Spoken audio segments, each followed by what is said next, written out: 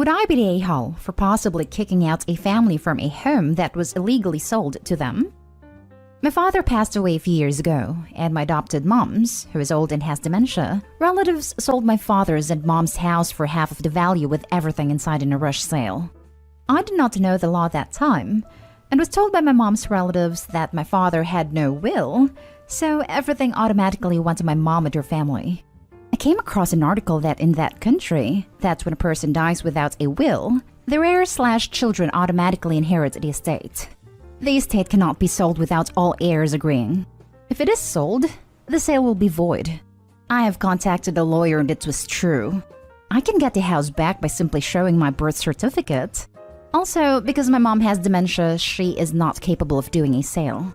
The lawyer went to meet with my mom on my behalf to ask a few questions about the sale of the house. Her relatives heard everything, then started attacking me online and making nasty posts about me.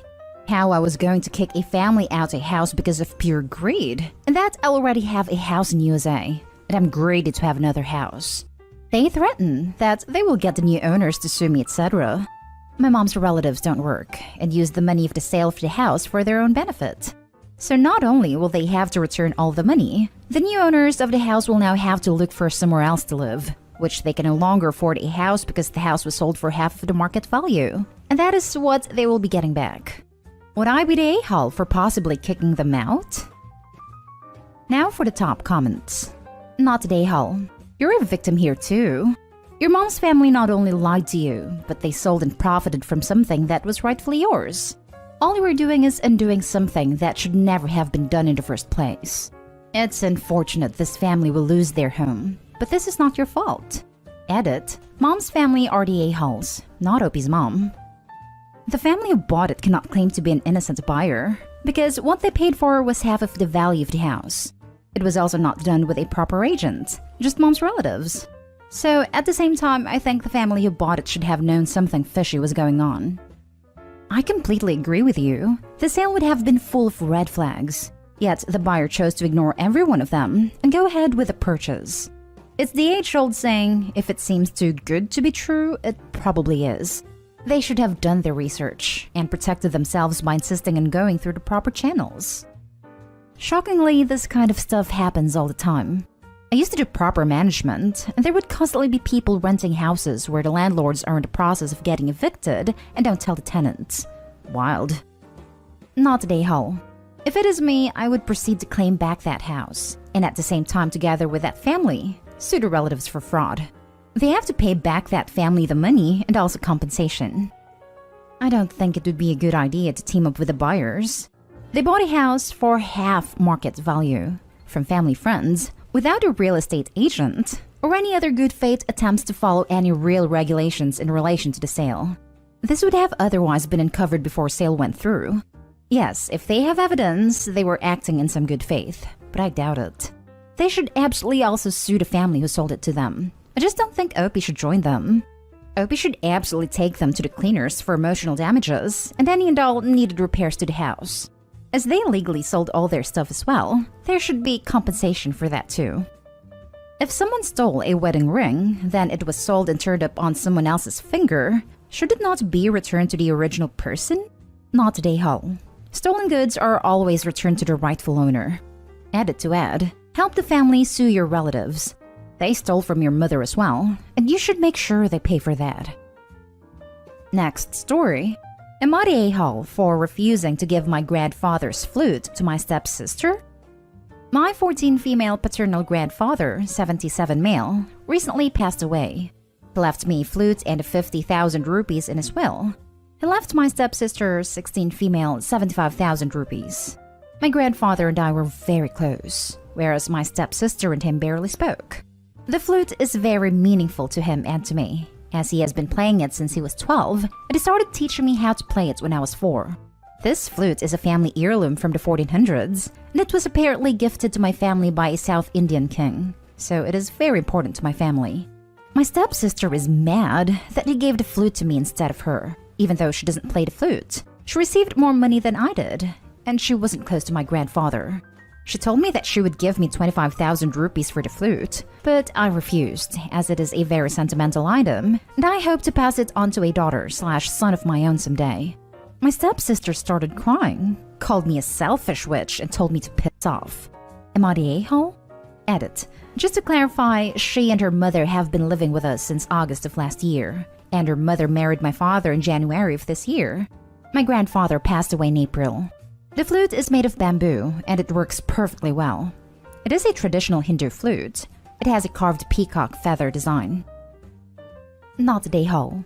You should safeguard your flute because she seems the type to steal or break it for spite. She's not even a blood relative. Yep.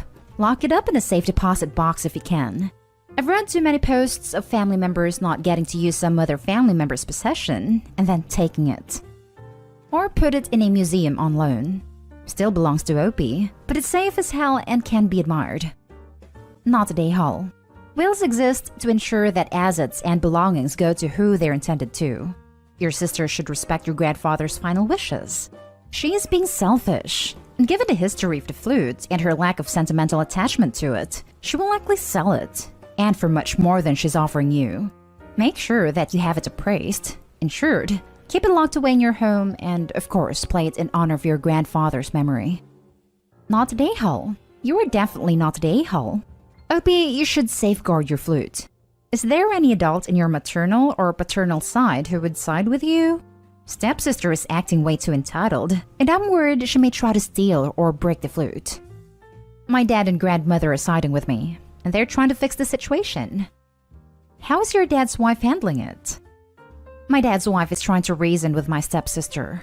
She's overseas for work, so there's not much she can do right now. Update. I've locked the flute in my cupboard.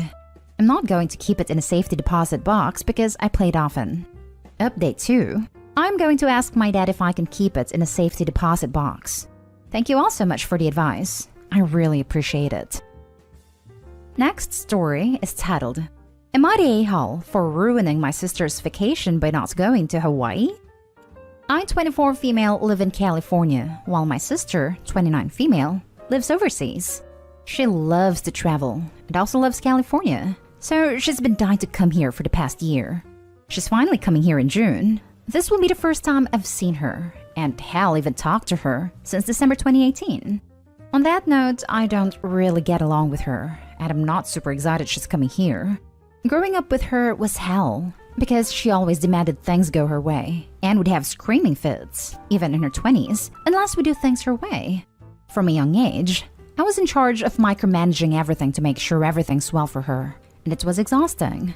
Because of that, I don't think she's ever learned to compromise. She visited California twice in 2018, and both times she stayed with me in my apartment.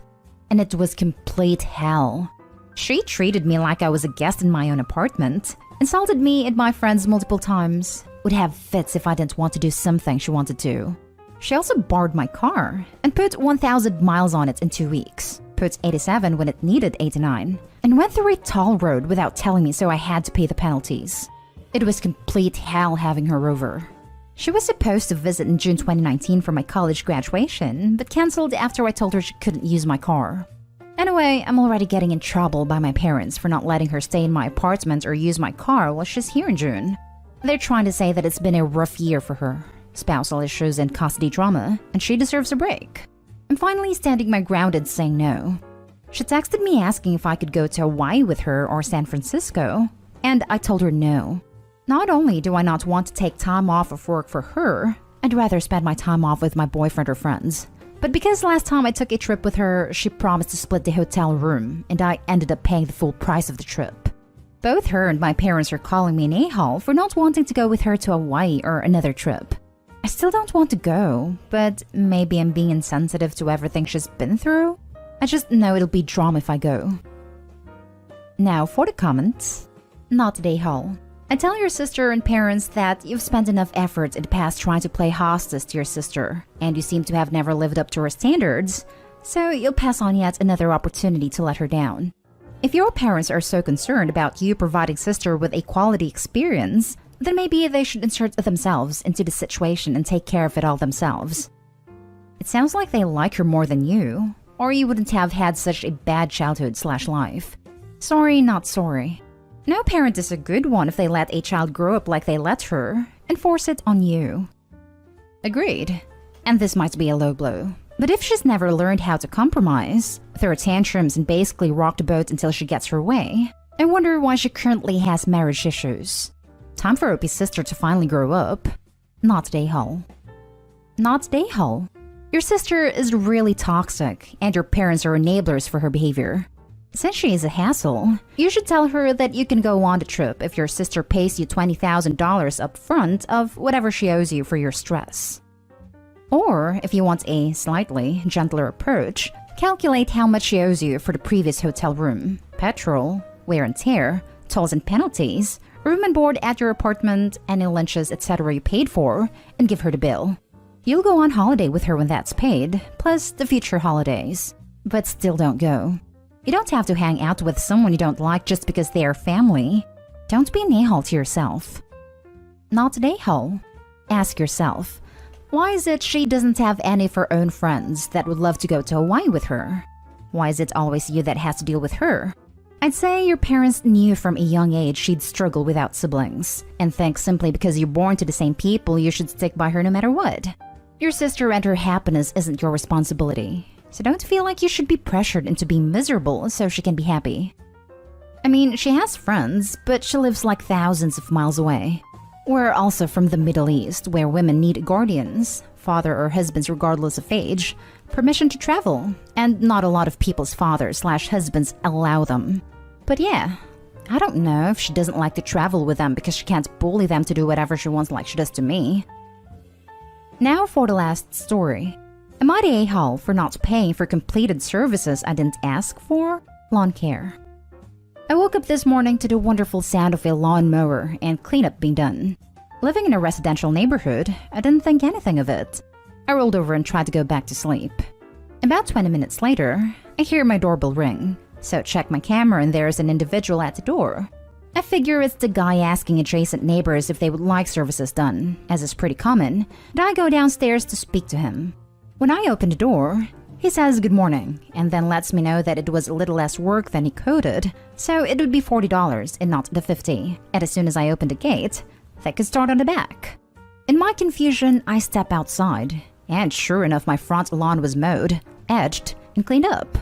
I let him know that they must have got the wrong house because I do my own work and they may have gotten the address wrong. There's some back and forth. He shows me the paperwork. It's indeed my address. And I notice the number is not mine. At this point, still very calm, to which I commend him. He says all the information is correct, and I let him know that the number isn't mine, and he can call it if he wants to confirm. He obliges, goes to his truck and gets on the phone. There appears to be some conversation. He looks towards my address plate, more talking, hangs up and comes back to speak to me. He lets me know that the homeowner that ordered the services gave the wrong address. So I apologize for the inconvenience, and I'm about to go back inside when he then asks that I complete the payment for the services. I inform him that I didn't ask for it, and that he should be more diligent in ensuring properties match work orders before completing services. And he counters with telling me that the owner said they wouldn't be home and the back would be unlocked, probably why he knocked on my door to begin with. He then tells me I was very rude for not stopping them. I was asleep for pretty much all of it, and that it was a very mean trick to play. Am I the a-hole for not paying or giving them some kind of compensation? Not the a-hole. He counters with telling me the owner said they wouldn't be home. If he knew that, then why did he knock on the door instead of calling the client's number? Well, the gate that was supposed to be unlocked was not, so it wouldn't be crazy to assume that the owner's plan had changed and try knocking before calling them. But which is more likely? That the owner forgot to unlock it and still isn't home, or that plans changed and they're home completely ignoring the work being done, and therefore ignoring the loud enough to wake the homeowner reminder to unlock the gate? Seems to me like the former is more likely and would require a phone call.